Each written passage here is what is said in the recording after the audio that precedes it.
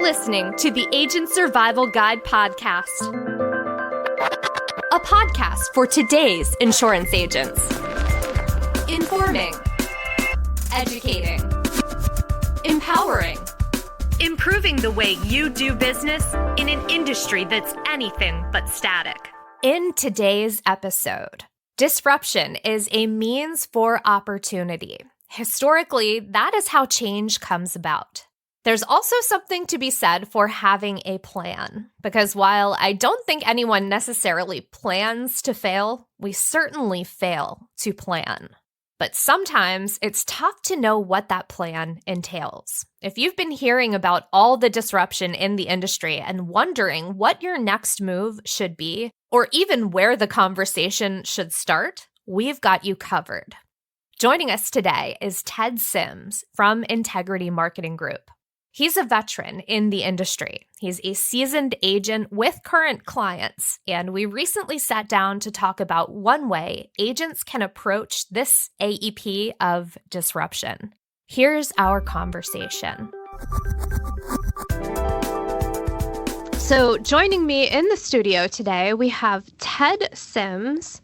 He is part of Integrity Marketing Group. He is the partner sales manager. Ted, welcome to the Agent Survival Guide podcast. Thank you. I am happy to be here. I do greatly appreciate you inviting me on the podcast today.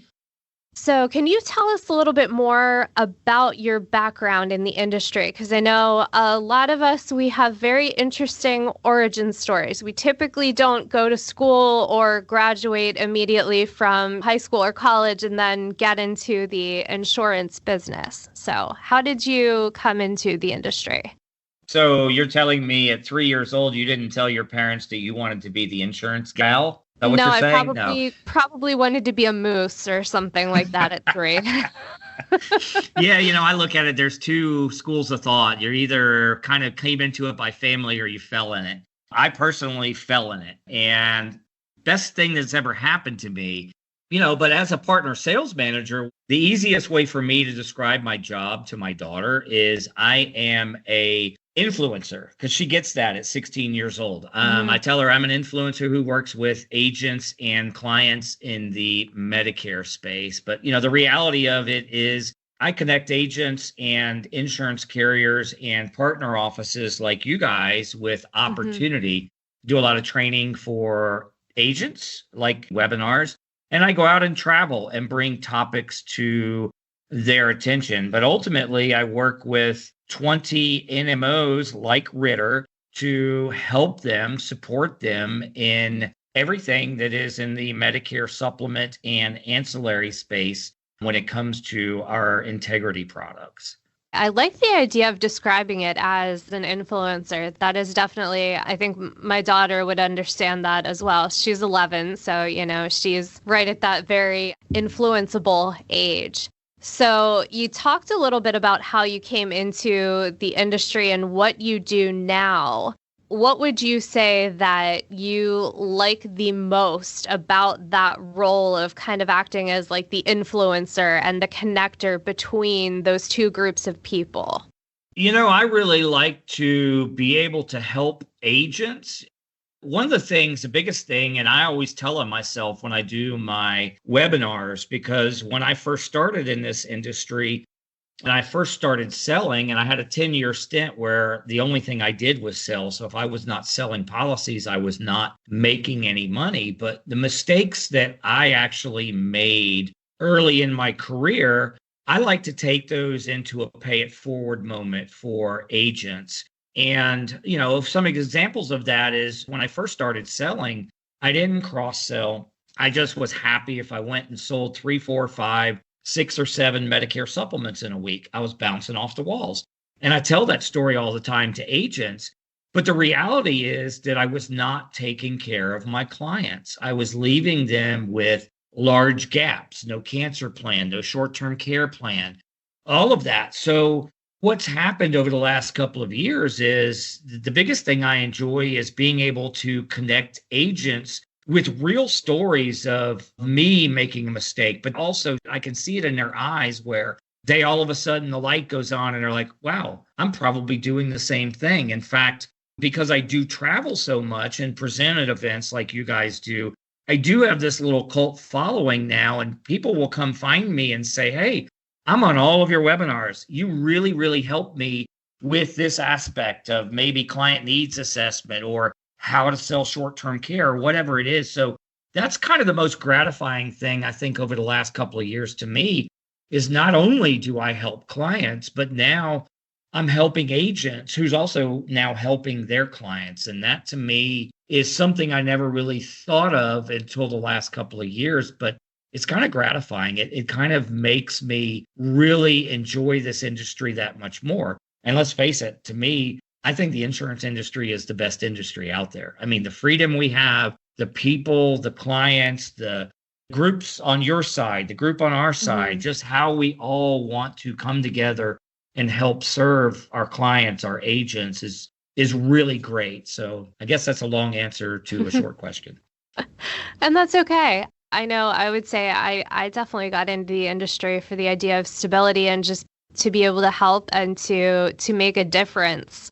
One thing I am curious, with the amount of history that you've had in the industry, have you ever seen a year that has disruption quite like this year?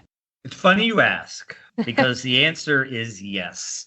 In fact, it's funny because I've talked about this a lot since May when we were planning for this disruption, because we've kind of known this was coming. And we've known since May what it was going to look like. And so I've actually seen this when Medicare Advantage and prescription drugs plans first came into the market, 2005, 6, 7, when it was all going through that growing phase. It was like those years, I watched agents build up block of business, 200, 300, 400 clients in Georgia. Next year, XYZ carrier pulled out and they lost that entire block of business. And I watched that for a few years. In fact, I always equated it to the wild, wild west. I was like, this is just crazy.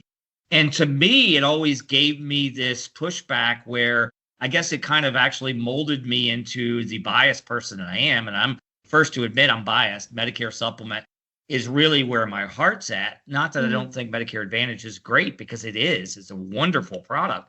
But it kind of put me on that bias side of the fence where, as an agent, I don't want to spend a full AEP getting 400 new clients, and then next year they're gone. I've got to go protect that 400 clients. It takes away from that building up a larger client base and having to go rework the same 400 I worked last year. Just put it in my mind, it was crazy. So to answer your question, yes, 2006, 7, 8, when it was still going through those crazy times, and then it kind of stabilized. And my time frame may be off, but I know 2006 and 7 for sure were a lot like what we're going to see this year, except for then it was carriers totally pulling out. Now it's just a shift of product. You know, a few million clients will probably lose coverage. I don't know what the exact number is, but it's going to have huge impacts that were similar to what we saw back then. And a lot of agents weren't around back then, so they don't have anything to really associate with it. But it's going to be rather intense and great for those that are prepared. Right, right. And speaking of prepared, I had the privilege of attending one of your webinars recently prior to our conversation. You actually referred to Plan N as a hidden gem, which I love that reference. But in that webinar, you presented a lot of helpful information, especially for agents who maybe haven't seen an AEP like this one. We've been hammering that webinar out a lot since spring of this year. And I believe we're getting a lot of traction with Plan N due to that and just word of mouth getting around. And that's great to hear that. We like to hear that a lot of people are attending that webinar. And specifically this year, I think if I had a word to describe the year, we've been saying it over and over again, disruption on a lot of fronts as far as this AEP goes. So we've been talking about some of the negative ANOCs that people are going to be receiving. We've talked about rate increases coming in. Can you kind of talk a little bit more about some of those specifics that we're seeing for this AEP? Sure. Really there's three pieces to that, but I'd like to backtrack 1 second. We talk about disruption, and I totally agree with you that disruption is there, but I think it's more opportunity, and that disruption is going to lead to opportunity. And I think that's hopefully how agents are looking at it. But going back to your question, depending on who you actually listen to here within Integrity, I've heard between 80 and 90% of our clients are going to get that negative ANOC notice, as you said. And really what that is meaning that they're going to get a notification that they're losing either some of their benefit or all of it. So it's going to create a lot of confusion on that front. You add on to that the pending prescription drug restructure that we're going through, and that's going to also cause basically chaos, is the easiest way that I think is going to be able to describe it. And, the bottom line there is the IRA, Inflation Reduction Act, transferred 30% of cost sharing to the insurance carrier, but the insurance carrier really can't take it. So those costs are going to be basically shipped over to the consumer. And so that's two things. And then the third one is the Medicare supplement premiums have been rising on a year-to-year basis. And this year, we've seen the highest rate increases that we're going to see in some time. So if you stack all that together, we are looking at basically a lot of disruption. I mean, two large carriers, I won't call them out by name, but have already said that they are going to be pulling hundreds of thousands of policies from policyholders on the Medicare Advantage side. And stack all that together, and we're literally looking at between 40 and 70% shoppers this year. And that's a lot of disruption, especially if you look at the numbers from Def Research. They give us a typical year has between 10 and 15%. So disruption is it, and it just leads to opportunity for everybody. Right. It's interesting when you say that 10 to 15% that typically shop from year to year. Seems like there's going to be a lot more shoppers this year compared to years of the past, and people that are shopping in different ways. When we're talking about what's going on with the disruptions in the market, and we talked about the ANOC changes, we talk about the prescription drug changes, but the Medicare market in itself is kind of going through a change itself. And what we are calling it here on our team is really a market correction period. The good news is we're not seeing disruption. The bad news is we know exactly what's going on the Medicare supplement side, and we are seeing higher than normal rate increases. And there's a few reasons behind that. The three obvious ones to most people are, number one, the rates have not changed that much, specifically Plan G. If you look 10 years ago, what Plan G premiums were for a 65-year-old, and you look at what they are right now, they haven't really changed that much. They're about the same as they were 10 years ago. You add on to that the fact that we've got inflation everywhere else. We feel it in our pocketbooks, at the grocery store, the gas station, our power bill, you name it, we feel it. So Medicare costs are going up. Everything that goes along with treating you goes up. There's been advancements in technology, all of that stuff, but yet the Medicare supplement rates have not really changed. So that's one driving factor. A second driving factor to that is COVID. And if you look at what happened during COVID, basically doctors' offices shut down. Clients were afraid to go in. That had a couple of impacts. Number one, the first impact was spending went down. Nobody was going to the doctor. And then when they opened up, then all of a sudden clients were going to the doctor. So the spending went way up. Well, the rates had not adjusted for that. So that's driving it. And realistically, on my webinar, I point this out, but we're seeing the highest loss ratios we've seen in 18 years because of that inflation, because of the COVID catch-up piece all kind of going together. And that's leading to this market correction where we've seen double-digit rate increases on our Medicare supplement. That's not here to stay long-term. The rates are going to reset, but we need to understand that's what's going on. And this is why we'll talk later about, Plan N being a viable option and a really good option to help our clients. So can you tell me a little bit more about how agents can prepare for kind of this record year for Medicare shopping, what that's going to look like? Sure. And hopefully they are prepared. But if they're not, I mean, one of the things that we've been talking about is hopefully they're already licensed with every carrier because, we don't know who is really going to have the best plans. I think that's starting to come into focus now on the Medicare Advantage side. But the other piece of all of this that we really, as agents, should be doing is utilizing any and all technology to get prepared. So, some of the technology that's out there, I can speak specifically on the integrity side, and I know Ritter has an awful lot that you guys share too. But from an integrity standpoint, using things like Medicare Center, we really need to streamline how we do our processes this year.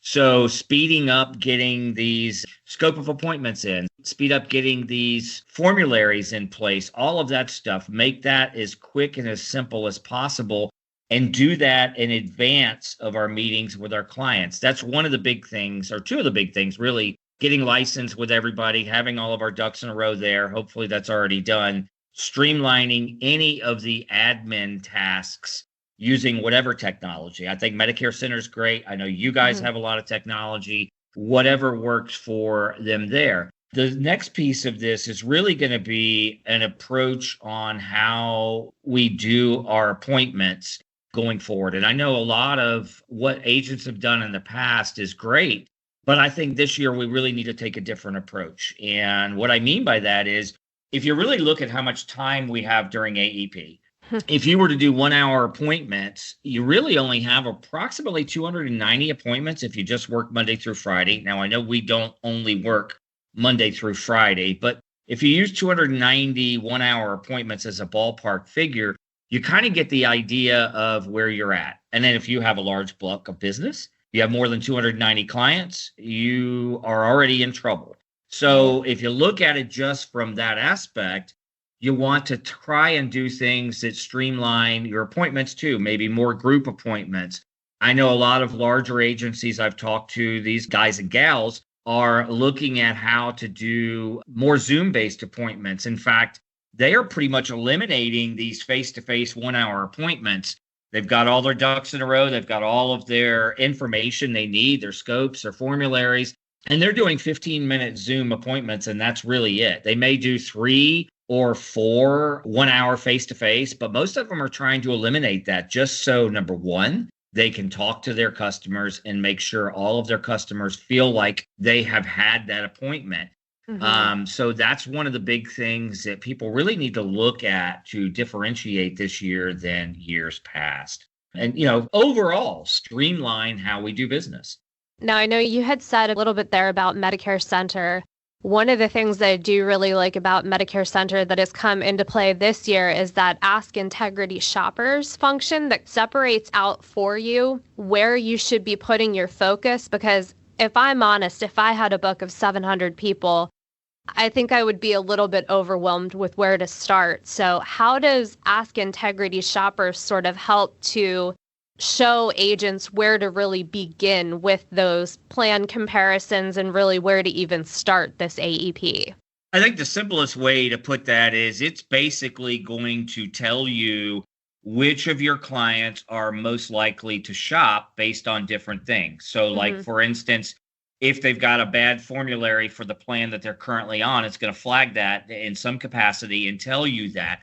Or, some of the benefits for their plan is no longer beneficial for whatever health conditions they may have. Kind of an example of how it's going to flag it out so that you know which of your clients are most likely to shop and you can address those people first. Again, all of this, CMS has really made it so that our customers need us this year. I mean, we can thank them for really making our customers all want to talk to us this year. And it's not a matter of the fact that we have to spend a lot of time with each one of our customers. The more important factor is we need to make them feel like they've been seen. We need to make sure they feel like they've been serviced. And that may just be as simple as, hey, Sarah, you're still on the best plan for you. These are the benefits that are there. So stay where you're at. But making sure that we can do that for all of our clients is the most important thing. And I think the agents that are not prepared are going to be in trouble. And those of us that are prepared and want to streamline and go to these shorter appointments can really win. In fact, in all the travels that I've done recently, one of the big things that I tell everybody, this is one of the best years if you're a new agent. You can gain so much market share out there if you can just get your name out, get in front of groups of people, however it is that you want to get in front of people. Absolutely. You had said about how the Ask Integrity Shoppers feature can kind of parse out where agents need to put their focus. When we're looking at what kinds of shopping or changes specifically, you've mentioned a lot in your webinar about how Plan N really is a compelling solution for a couple of different reasons and for a couple of different plan switches.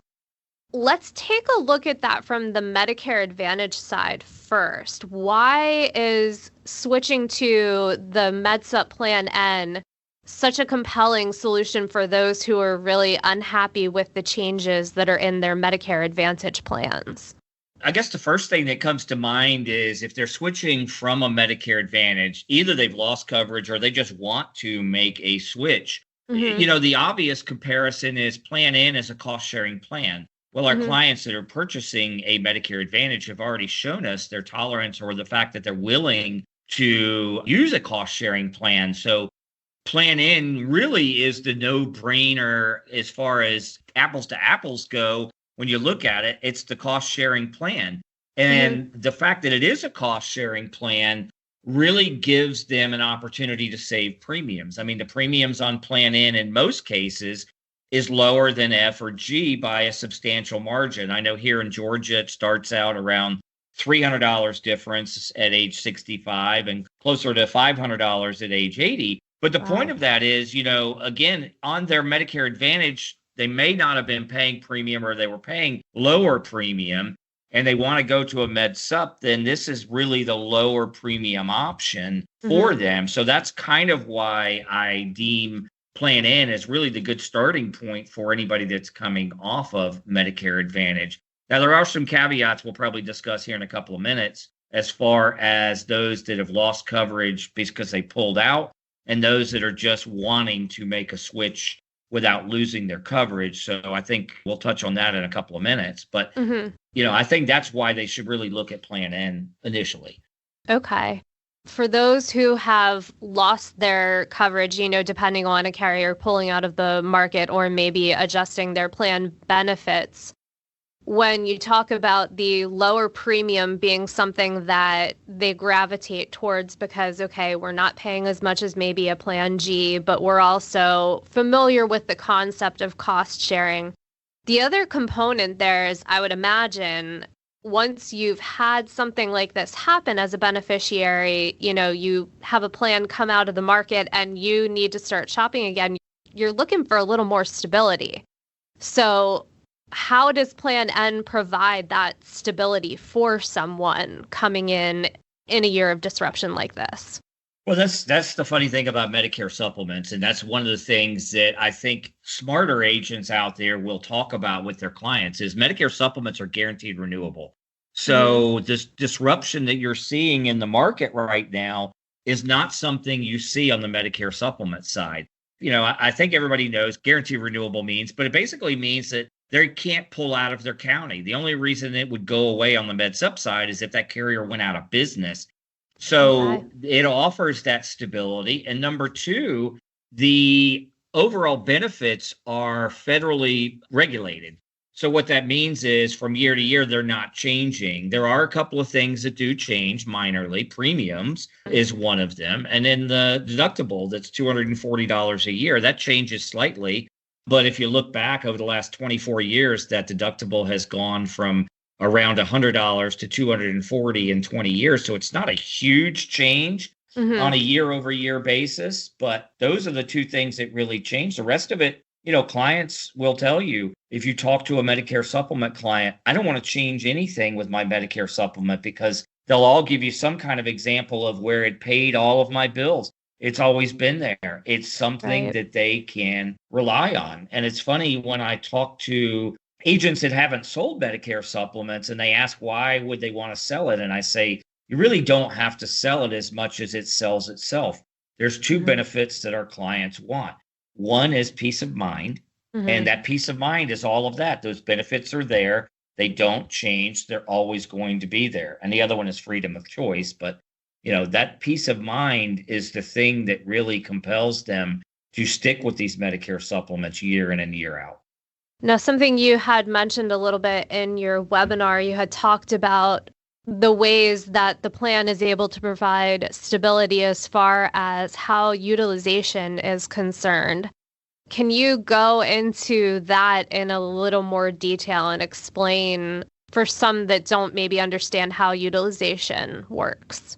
Sure. So, one of the things that me personally, let me backtrack for 1 second. I've been in this business 24 years. 23 of those I've sold to clients in the Medicare space. And I never really was a big supporter of Plan N, I guess is the easiest way to say it, until recently. And it's only because I didn't understand the mechanics of Plan N. So when you look at what Plan N offers and those lower premiums are actually more stable long-term. And so anybody that's on here, I would ask them to look at the rate increases they've seen recently, Plan G, Plan F, and Plan N. And in most cases, you'll notice Plan N is lower. The reasons that is happening is, number one, there is less utilization of benefit. And to explain what that means is, in layman's terms, the easiest way to say it is Plan N has a $20 copay that shows up on some doctor visits, not preventative. But the bottom line is your client may pay 2 or 3 or 4 times a year an additional $20 copay, up to $20. That $20 is $20 less that actual insurance carrier pays out in claims. And it's not a whole lot of money, but over many clients, that adds up. That goes into their loss ratio, which keeps rates more stable. That's a long way to say lower utilization of their benefit. So that's one of the things that makes Plan N more stable when it comes to rate increases. The other one that's really important while we're on this topic is the fact that it's kind of protected by most carriers. If a carrier is allowing clients to move from Plan G or F to Plan N without underwriting, then they're not protecting their Plan N. But what you're going to see is most carriers will not allow you to switch from one plan to another, because then that's just moving bad business loss ratios from Plan G to Plan N or Plan F to Plan N. The reason I bring that up as another thing is because that, again, protects this Plan N, which makes the rates more stable. That's really important if you take a look at what's going on in the market today. And this is a thing I talk about with agents, over the last few weeks, especially going into AEP. We talked about the fact that clients coming from Medicare Advantage over to Medicare Supplement, Plan N is a great place to start. The challenge there is if a client has lost their coverage because the carrier pulled out and they want to utilize that GI, guarantee issue right, they cannot do it for Plan N. Most carriers are going to require them to take either G or F, depending on where they fell in the timeline of MACRA. So that presents a challenge for those. But that's a good thing for Plan N. It's not a good thing for our clients that are unhealthy there. But again, it protects that Plan N. So that brings you to, I'm sure, an obvious question that you're getting ready to ask me is, so how do I get around that? Well, with Plan N, really the only way, if they've lost coverage and they have that GI right, is to underwrite them. And you can do that because if you are looking at it as an option to save your clients money. So number one, that means you need to look at a carrier that actually has a Plan N that's priced lower than Plan G. Number two, then in that case, you're rewarding those healthier clients by underwriting them on Plan N to offer them the opportunity to save more premiums and have a better, more stable plan. So it's not going to be a great fit for everybody that's coming over, but only our healthy clients in that aspect. And there's a lot of wins that are in there. I mean, number one, the client automatically wins because they're getting a lower premium initially, and long-term, in theory, it should be a much more stable plan for them. So that's a win for the client. Now they're saving money on that Plan N that they can reinvest in maybe some of those premiums or other things that they're going to have to pay on the prescription drug side. The second piece of it is, as an agent, think about what we just talked about through how busy this AEP is going to be. Well, with a guarantee issue Medicare supplement plan, we as agents don't get paid commission. Now, I know that's not the most important thing here. Most important thing is to take care of our clients. But how many appointments are you really going to want to run this year where you're doing, business for free, and you know that this appointment is taking away from another appointment where you could be doing something else? So in this scenario, again, now that you've underwritten this client, now they're going to qualify for actual commission. That's a win for the agent. Again, that's not the most important thing. The most important thing is taking care of our clients. But you don't want to stack on doing 25, 30 free appointments this year, because that's going to hit you in the pocketbook. So that's a good key piece of it that's worth mentioning to agents. And a lot of agents haven't really thought about that. And oh, by the way, if you do that, you also qualify for the agent incentives. There's 16 carriers that pay you above and beyond the actual commission that you earn through some sort of cash incentive. In fact, I know a lot of carriers I see also are actually paying more incentive on Plan N this year. And some of them have removed the incentive from Plan G and F for the fourth quarter incentives that just recently rolled out. So I know that was a lot of words. I'll stop there for a minute. That's okay. That's okay. No, that was a great explanation of that, because I think getting deeper into kind of how the plans structure and why they do the things they do, why the price points are set where they are, how guaranteed issue business works. Those are some of the things that we don't always get to cover when we are talking about some of these topics. So we went over how the copay structure is a little more simple as far as Plan N goes. It's a little more palatable. There's one other thing that I did want to bring up here, and it's a very important thing with Plan N, the concept of those excess charges in there, and that there is less of a risk of those excess charges in Plan N as compared to other med sub plans. Sure. And I would like to circle back on the copays afterwards, but on the excess charges, for me personally, and I know a lot of agents share the same sentiments. I already mentioned earlier in the podcast that I wasn't writing clients Plan N, and it was because I did not understand the mechanics of Plan N. So my big fear was, number one, I don't want to expose clients to the risk of the unknown, which is an excess charge. Mm-hmm. And my thought process was 15% excess charge of a big bill. So 15% of a big bill is a big bill. Right. And I was totally correct, but incorrect in that thought process. A couple of things that after I educated myself on Plan N that came to light was, number one, 15% is true, but that number is capped on the Medicare approved amount. So you're not having 15% of some astronomical bill. So that was kind of flawed thinking. The second piece of the excess charge, and the more important piece, is the excess charge comes up very rarely. And I was actually shocked when I saw the number, but it comes up, a report from MedPAC to Congress, and you could Google this, but the report from MedPAC was that 99.7% of all claims that are filed through Medicare that can charge an excess charge do not. So think about that. 0.3% of 1% of all claims that can be filed with excess charge are not. So that really got me to thinking, well, wow, that's a kind of a mind-boggling number. Mm-hmm. So I wondered why that was. Well, you really dig in a little bit further, and there's a contract that doctors have to sign to participate in Medicare and participate in Medicare assignment.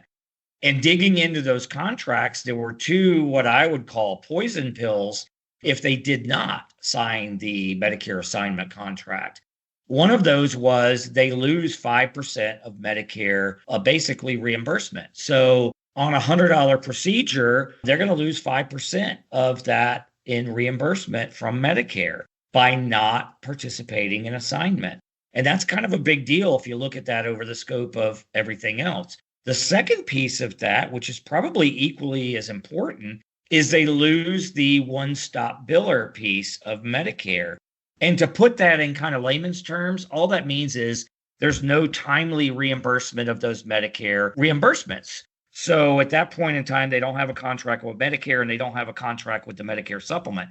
They have to actually bill the client. The client then bills Medicare and get reimbursed directly. So it kind of cuts out all of that. And think about that. Not getting reimbursed from Medicare timely for all of their procedures is probably a big deterrent. And all of that kind of combines into why we see 99.7% of all the claims actually not charging an excess charge.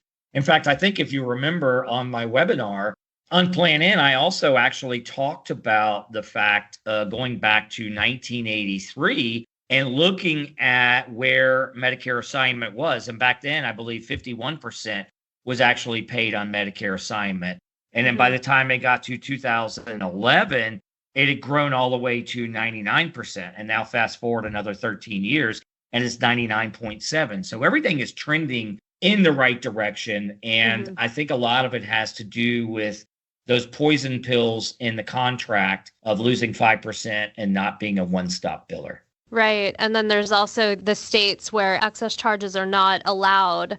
I think there are, six of those. Six, although Minnesota is an a la carte plan. So, but yes, there are 6 actual states that do not charge excess charges. So if you're in those states, I mean, it would be a no-brainer to just be offering Plan N. The savings is there. And I do want to circle back, though, to the copays, because I kind of glossed over this. I told in the description I was going earlier that they only show up very minimally, which is a good statement.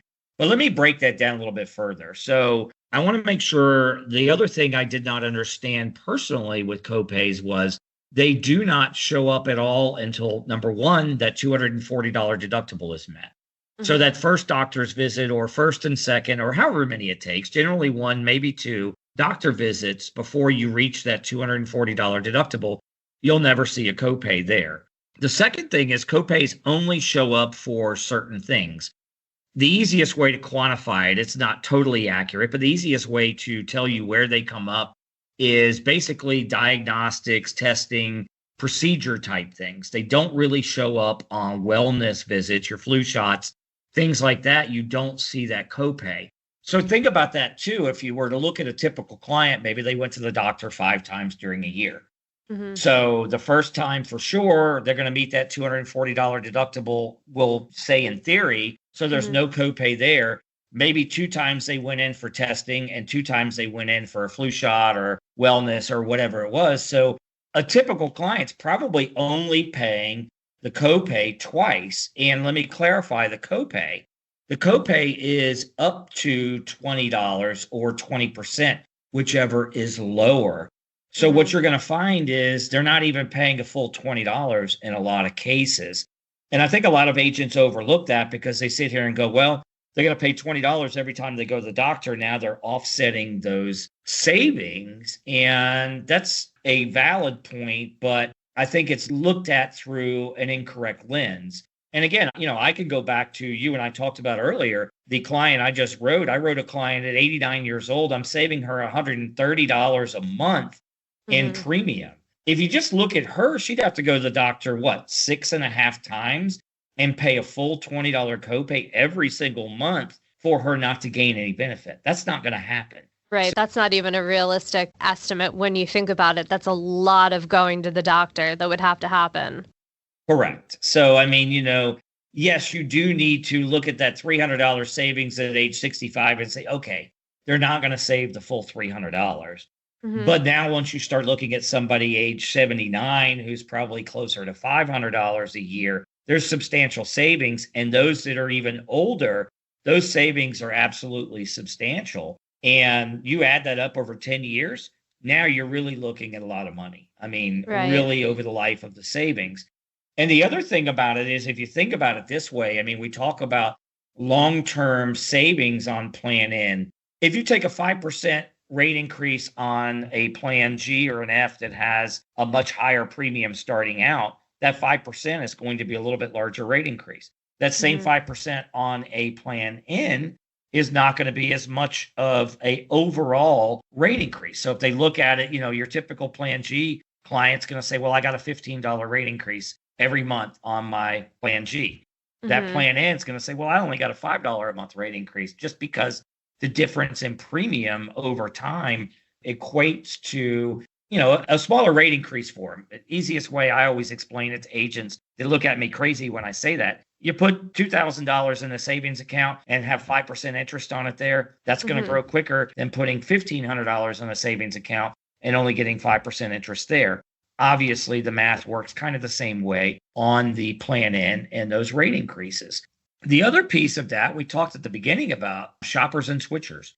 So if they're taking smaller rate increases, your typical Medicare supplement client may shop their med sup rates anywhere starting year 3 or 4 or 5. Now you extend that to maybe starting at year 5 or 6. All you've done is freed up more time for you, the agent, to continue to grow your business and not have to go do double work for that same client. One of the things that savvy agents are doing is making sure their clients know, hey, when the premium gets out of hand, I will be happy to give you rates on new carriers that can save you premium. But extending the time between having to take care of your own clients again is more beneficial to us agents to have free time to invest in growing our business and gaining new market share, new clients.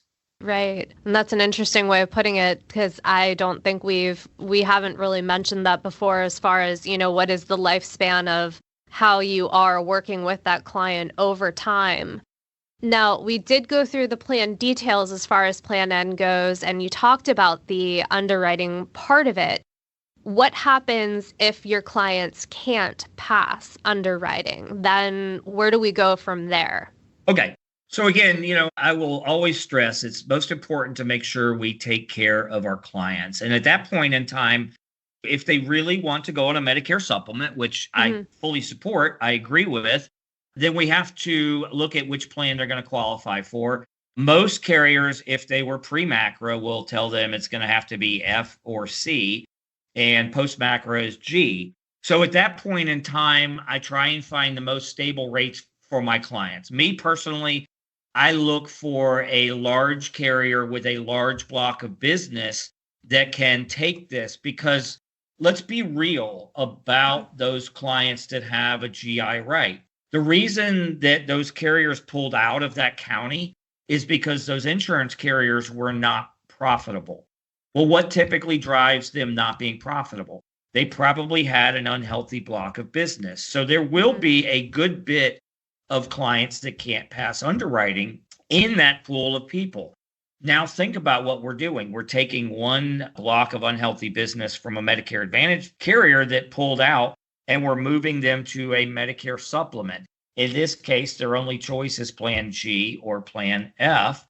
So we want to spread that business around amongst larger carriers that can take on that unhealthy business. Because what we don't want to do as an agent and for our clients, it impacts both of us, is take a large pool of unhealthy business and stick it all with one carrier. Because now all I've done is taken all those problems that those carriers had and moved it to this carrier. And if I have a large block of my own business also with this carrier prior to that, now then I've increased that timeline of my clients wanting to shop, because I moved a bunch of unhealthy. It's going to drive higher rate increases for those Plan G and F plans. And now then I've got to go take care of my existing clients that were there because the rates are going higher and higher. So that's a long way to say, spread that business around amongst multiple large carriers that can absorb those big hits. I won't give you specific carrier names. I think you guys know which carriers can probably absorb this the best. And the other piece in there is look for those carriers that have the stable rates. Now, a lot of times those rates are a little bit higher than some of the others. When I say higher, $10 or $15, but they're not taking those rate increases because their rates are already built in to kind of absorb that, which gives more rate stability for those clients. So now that we've gone through all of the specific details of Plan N, we've talked about premiums and cost sharing, we've talked about stability and kind of the copay structure. What about if your clients can't pass underwriting? Then what do we do with those clients? Where can we direct them? Okay, and that's a great question. And the good news for our clients is that they have this guarantee issue right. It's a short window, 63 days. So make sure we're all aware of that. But, there were laws put in place to protect them. So these clients that have lost coverage that cannot pass underwriting will be able to get coverage.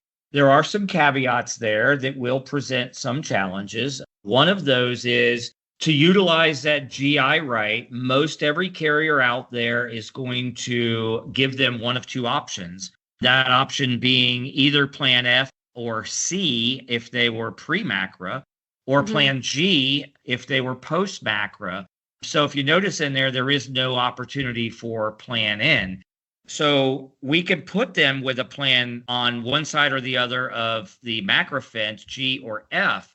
What you're going to need to be aware of, though, is that will have many impacts on the carrier, your existing block of business, if you put those clients there. And what I mean by that is, let's circle back to why they're actually losing coverage in the first place.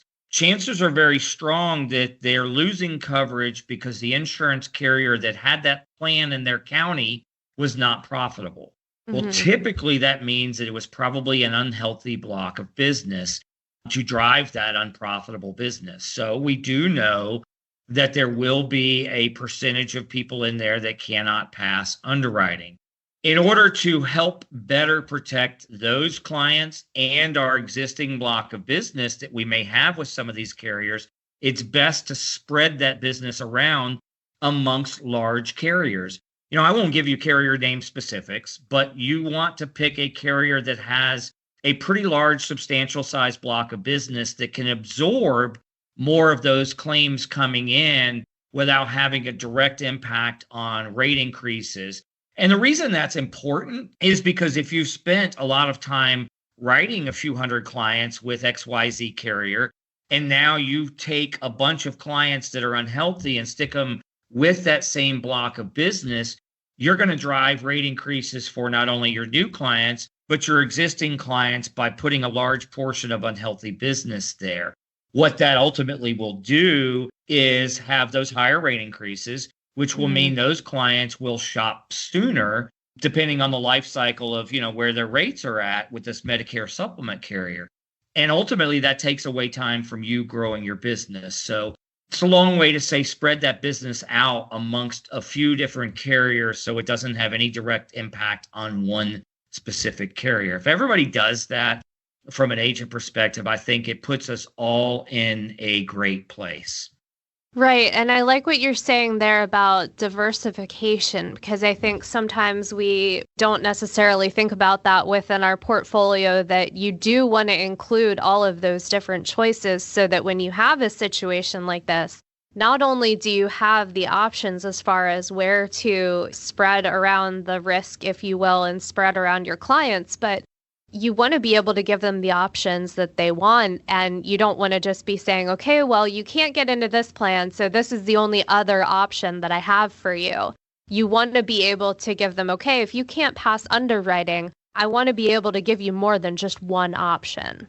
Correct. And I think, when I look at it, and I probably look at it way different than most agents out there, and it's going back to my days working the insurance carrier side of it with AIMC.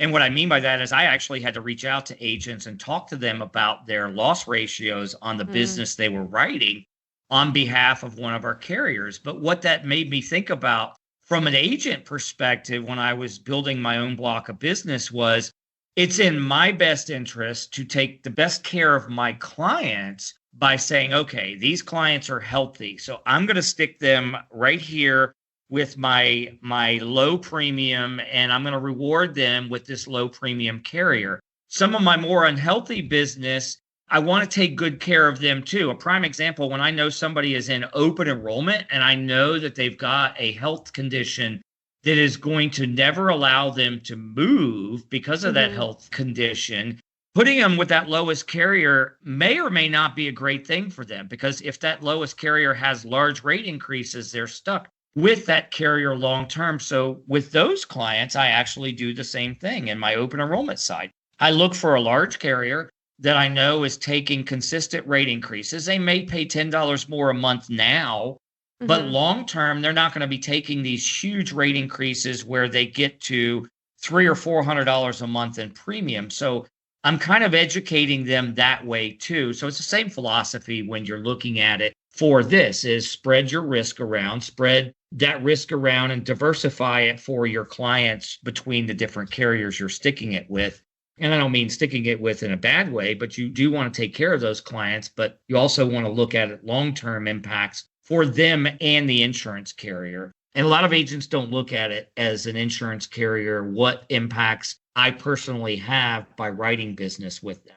There's a lot more to it than just, the surface level of this is the client, this is the plan, this is what works for now. There's also what works down the road. We did talk a little bit about the switch from, say, a Medicare Advantage plan to a Medicare Supplement plan. What about those who might be wanting to lower their MedSup premium cost? Is there a viable solution there? Does Plan N work in that case or not so much? Plan N is going to work there in almost every case. Really, the only cases where Plan N probably would not would be somebody that really goes to the doctor a lot, maybe has a lot of health conditions. Number one, they may not pass underwriting in the first place. It's rare, but you do have those clients that have a lot of specialists. They have some conditions and they're going to the doctor on a regular basis. That's probably not the best fit client for Plan N, but everybody else, yes. In fact, again, I go back to those mistakes I made in my insurance career. And I look back over my fear and my lack of knowledge on the mechanics of Plan N and wish that years earlier I had actually started selling Plan N. Fast forward to now, I'll tell you exactly what I'm doing. A couple of things, when my clients are reaching out to me on their rate increases currently with the Plan Ns that I've written them, I'm educating them. Hey, I made a mistake when we talked last time on Plan G being the best plan for you. I really think that Plan N should be something that you look at. And let me explain why. So I kind of go through that whole process of why it's going to save them money now, why it's going to save them money long term, and what that actual premium savings is.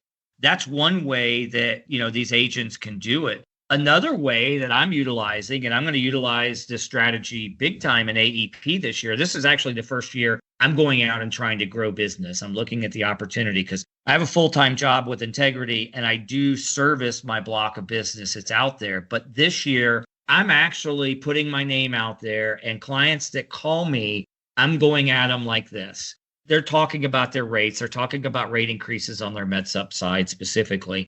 I'm asking them, well, when your agent wrote you, did they actually educate you on how Plan N works? And if they say no, I think you should understand how it works. And I'm kind of leveraging the fact that very few agents are talking about Plan N.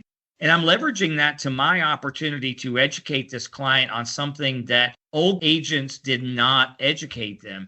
And once you show them the premium savings, and again, I can talk in Georgia, a Plan G to a Plan N on a carrier that basically maybe new in the business is $300.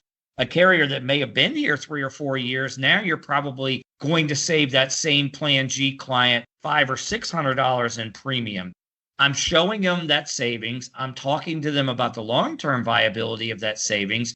And oh, by the way, you're getting ready to see large increases on your prescription drugs. So let me utilize this strategy to not only save you this extra money that you're going to have to give back some of on your prescription drug plan, but again, those 5% rate increases that you've been seeing over the course of time that are now coming in maybe at 10%, you also should not see that. So I'm taking a group of frustrated clients that has typically seen 5% rate increases and now seeing 10% on their Plan G and F or even higher, and giving them a new way to look at their Medicare supplement with a more stable long-term outlook and kind of putting that feel-good story back into the Medicare supplement. Because sadly, with the rate increases that we've seen, and a lot of that's due to many things, but those clients are becoming frustrated even more with their Medicare supplement. And a lot of them don't even know what's getting ready to hit them with the prescription drug side. So